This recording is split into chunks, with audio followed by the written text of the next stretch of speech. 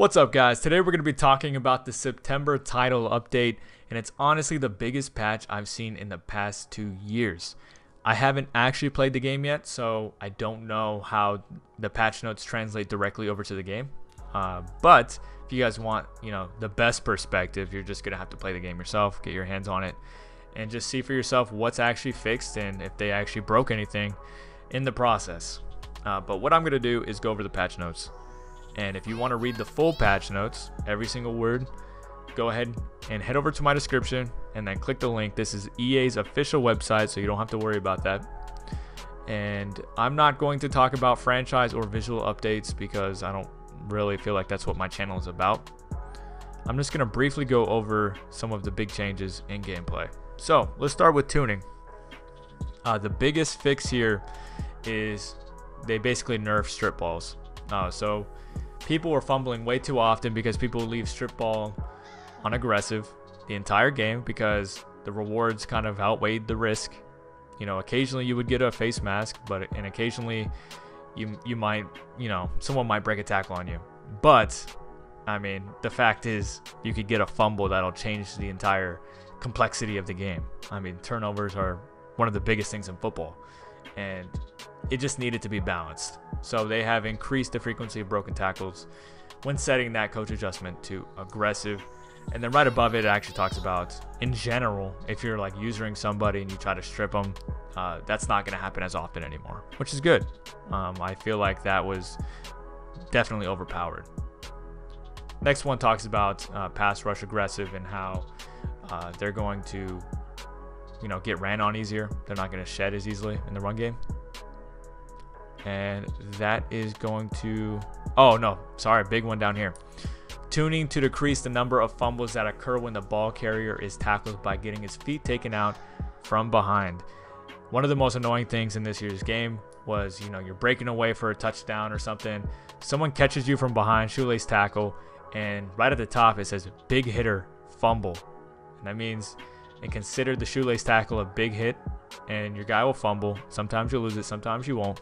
Either way, extremely annoying. They fixed it. Next, we have pass coverage, and it's pretty funny. It actually singles out one play. It talks about how cover 3 and cover 4 will now play fake screen wheel, and we talked about that play on the channel already, and you basically had to play a Tampa 2 shell to take it away, but you shouldn't have to. You should not have to play a Tampa 2 shell.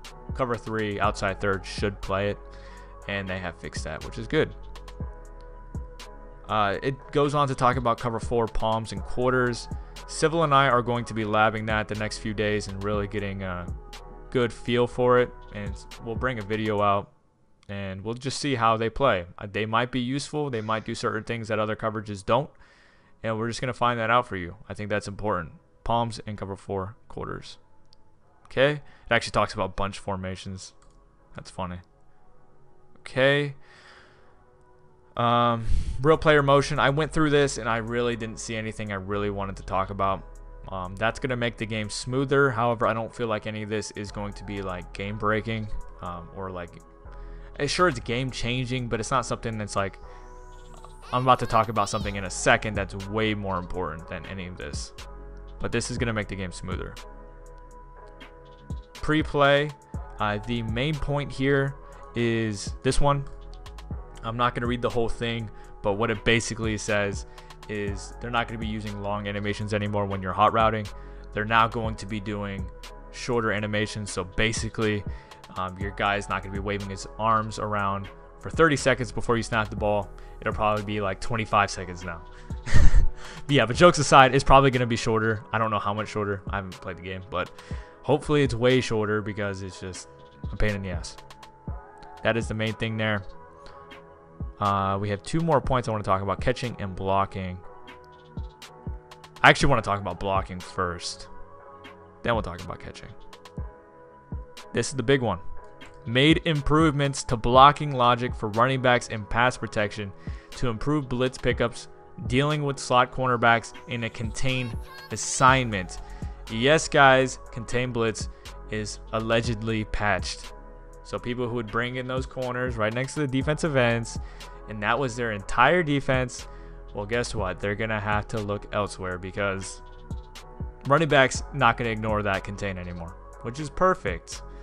Now, don't get me wrong. Some of those same blitzes are still going to be used. You might just have to send another person, or, you know, it might just take a little longer to come in. But now your running back's not going to be a complete dummy, and he's going to pick him up. We also have this next one talks about hovering.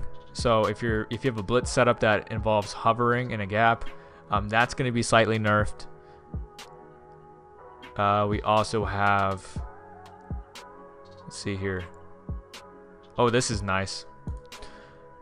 Tuning to improve blockers getting out of run block double teams into their secondary target. This is a big one if it actually does what it says, because let's say that you're playing someone who's running dollar exclusively, and you run, let's say, gun A slot offset with 2 tight ends, and you run an inside zone. Well, guess what? They only have 3 down linemen, so those offensive linemen and tight ends better get to the second level and off their double teams, because that's exactly what they should do. So if they do that, people are going to really struggle to stay in those 3 down lineman sets all game. Okay. Let's see here. Fix an issue causing a specific defensive win block shed to occur too frequently versus run block double teams. Okay. Last thing we're going to talk about is catching. Let's see here. There's a main one that I want to talk about. I just want to make sure I'm not missing anything. Fix an issue preventing a catch animation from playing on user-controlled defenders when holding the play ball button before the pass is released. Okay, let's see. Let me see the developer note. When holding any catch or play receiver button before the pass is in the air, users on defense will now get an animation corresponding to the button input. This should be considered as an early ball hawk penalty. That would decrease the catch chance, but we are still adding improvements to that logic for future. Okay, so basically they're saying if you're holding Y, that's going to decrease the catch chance. I believe that's what it's saying. But this one at the top is the main thing here. Updated the formula used to determine defender's ability. Okay, so it talks about it here in the dev note right below it, and it talks about how they were using spec catch to really determine that, but they're now going to use jump and agility. So keep that in mind whenever you are selecting defenders. You now need to have 75 rating in jump and 80 in agility, and those are the thresholds. So you need to and that's across all game styles and difficulty levels. So look for those numbers when you're on Mudhead or wherever you are. Check jump and agility. So I think I covered everything I wanted to cover. If I missed something big, let me know, because I did read this entire patch note 2 or 3 times. So hopefully I didn't miss anything. But if you guys want to read the full thing, that's in the description, like I've already said. But I hope you guys enjoyed that. Please drop a like if you did. I'm posting daily Madden 19 content, so subscribe for that. And I'll see you guys later.